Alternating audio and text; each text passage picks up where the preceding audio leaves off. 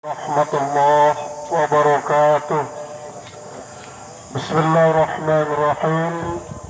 Alhamdulillahilladzi khalaqal mauta wal hayata liyabluwakum ayyukum ahsanu amala. Wassalatu wassalamu ala sayyidina Muhammadin khairi ibadillahi amala wa ala alihi wa ashabihi sabirin ala al-bala wa ala tabi'in wa tabi'in ila yaumil liqa'illahi ta'ala, amma ba'du. Al-Mukarramun, para tuan guru, para ustaz, bapak-bapak, jamaah duka yang terhormat, atas nama keluarga besar daripada almarhumah Ibunda Hajah Rabi'ah yang menyampaikan terima kasih yang seterusnya kepada Peluru Sami, sampun berpartisipasi dengan pikiran, tenaga maupun harta sampai tiang Peluru dapat menyelesaikan segala sesuatunya yang berkaitan dengan pemakaman jenazah almarhumah. Mudah-mudahan keselaput juga tercatat sebagai taman amal saleh yang mulia di sisi Allah Subhanahu wa taala. Apabila terdapat keliruan dan khilafan selama keluarga menerima kehadiran Peluru Sami, baik sesempat bertakziah dengan sahibul musibah di makbarah ataupun di masjid, ketunas keikhlasan Peluru Sami untuk memaafkan semua keliruan dan khilafan nikah.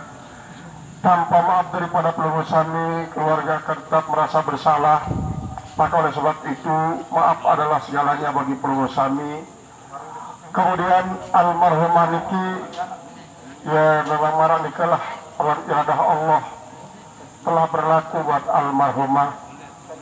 Salah satu daripada contoh bahwa kehidupan dan kematian ini merupakan hak prerogatif Allah Subhanahu wa taala yang tidak bisa tiang pelungguh terka kapan akan terjadi akhir daripada sebuah kehidupan, di mana akan terjadinya, dengan sebab apa dia akan berakhir. Ini semuanya rahasia daripada Allah Subhanahu wa taala. Karena Rubin almarhumah bahkan sampai maghrib masih merantau tiang pelungguh, beraktivitas sebagaimana biasanya.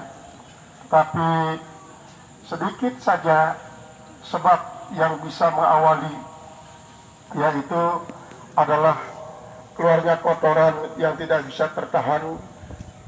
Begitu diusahakan untuk bisa ditahan dengan satu harapan, mungkin almarhumah bisa hidup lebih lama lagi seperti yang pelungguh. Tetapi ternyata Allah berkehendak lain, berbeda dengan apa yang dihajatkan oleh keluarga. Ingin didampingi buat selamanya, putra putri almarhum ingin didampingi buat selamanya oleh bunda yang tercinta. Para cucu laki-laki maupun perempuan ingin untuk didampingi buat selamanya. Tetapi Allah juga menghendaki yang lain. Apa yang dikehendaki Allah yang lain niki sebenarnya kadang-kadang lebih baik daripada apa yang tiang peluru harapkan buat almarhumah. Maka kini almarhumah telah tiang peluru makamkan.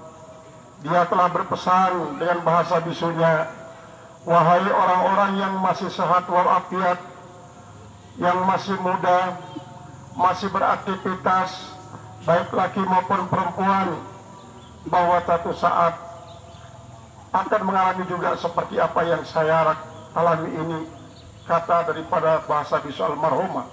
Karena itulah yang pernah disabdakan oleh Rasulullah SAW, taraktu fikum wa'zaini natiqan wa samitan, an-natiqu wal Qur'an wa samitu wal maut.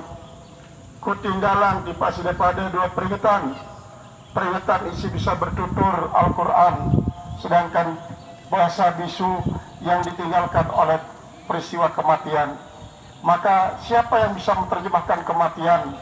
Tentu orang-orang yang ditakdirkan oleh Allah Subhanahu wa taala untuk senantiasa mengingat kematian itu sendiri, bahwa kematian hanya sebuah proses perpindahan daripada alam dunia ke alam barzakh, yang selanjutnya dalam barzakh akan hidup juga seperti kehidupan yang berbeda dengan tiang pelungguh, tetapi dia tidak beraktivitas sebagaimana tempat apa halayaknya pada hidup dunia untuk mencari apa yang harus dipersiapkan. Tetapi alam barzakh sudah merupakan suatu awal daripada alam yang tepatnya seorang hamba Allah akan menerima segala balasan daripada amal salehnya, semua yang dilakukan hidup di dunia. sudah mulai dinikmati apa yang baik dan akan dirasakan akibat daripada apa yang keliru dia lakukan pada dunia. Bahasa bisu ini telah memesankan kepada tiang pelungguh supaya tiang pelungguh menjadi hamba Allah yang terbaik, umat yang terbaik, karena begitu yang pernah disabdakan oleh Rasulullah, khairukum istidadan lil maut. Orang yang terbaik di antara kalian adalah orang yang terbaik dalam persiapan kematian. Maka itulah bahasa-bahasa yang dipesankan dengan bahasa bisu oleh setiap orang-orang yang meninggal dunia. Maka oleh sebab itu, mari kita jadikan ini sebagai pelajaran untuk kita persiapkan diri sebaik-baiknya menyongsong tibanya sebuah kematian. Kemudian yang kedua, almarhumah Ibunda Hajar Rabi'ah tidak sempat untuk mohon maaf kepada keluarga sekalipun, apalagi kepada tiang pelungguh yang agak jarang bertemu dengan almarhumah.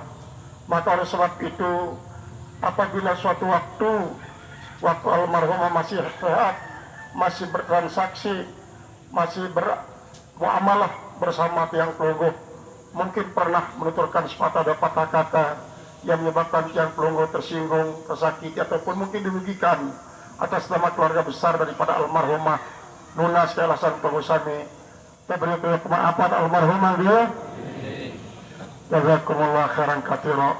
Mari masih almarhumah pada waktu masih sehat adalah orang yang sangat terampil sebagai seorang pedagang.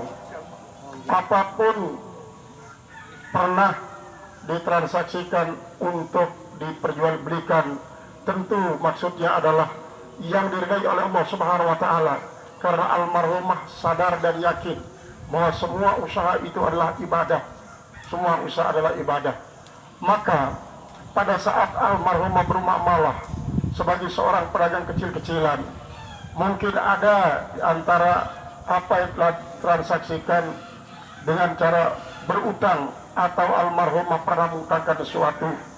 Pelungguh Sami yang ingat, sementara almarhumah mungkin tidak ingat untuk diberikan pengetahuan kepada putra-putri, maka kami persilakan untuk menghubungi keluarga dengan cepatnya, sehingga keluarga akan bersikap untuk menerima apa yang perusahaan informasikan untuk selesaikan secepatnya.